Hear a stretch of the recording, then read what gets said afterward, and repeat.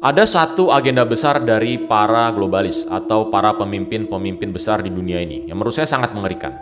Di mana kita akan digiring untuk seperti hidup di dalam penjara. Ya, kita akan dikerangkeng seperti hewan. Semua informasi yang saya berikan di video ini itu dari website besar ya. Salah satunya dari website World Economic Forum. Ya.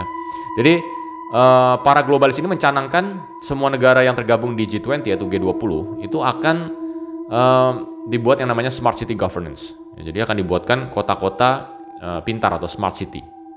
Kalau kita dengar kata Smart City, mungkin kita mengasosiasikannya dengan sesuatu yang positif. Ya, kota yang rapi, teratur, bersih, aman, canggih, dan lain sebagainya. Tapi ada sesuatu yang mengerikan di balik ini semua. Ini kalian bisa cek sendiri kebenarannya, dan ini sangat mengerikan. Ini di website World Economic Forum yang membahas tentang Smart City. Itu ada list of partners. Salah satunya adalah Arab Group. Arab Group ini sudah memberikan konsep tentang bagaimana Smart City itu akan diterapkan nantinya. Dan ini sangat mengerikan. Ini dari website Arab Group yang merupakan salah satu partner dari World Economic Forum tadi. Dan Arab Group ini sudah memiliki suatu konsep bagaimana Smart City itu akan diterapkan. Dan ini sangat mengerikan ya. Jadi pemerintah itu akan memberikan intervensi kepada rakyatnya untuk hal-hal kecil. Ya. Ini disebut consumption intervention. Orang tidak boleh makan daging. Ya. Ini zero meat consumption untuk tahun 2030. Kemudian zero dairy consumption. Jadi semua yang berhubungan dengan susu itu nggak boleh juga dikonsumsi. Ya, kemudian bahkan jumlah makanan pun akan dibatasi 2.500 kalori dan itu protein akan sangat sulit sekali. Protein dari mana ya? Ya nggak tahu. Kemudian ini bahkan pakaian ya clothing itu akan dibatasi 3 piece per tahun. Bayangkan ini seperti kita hidup di penjara ya.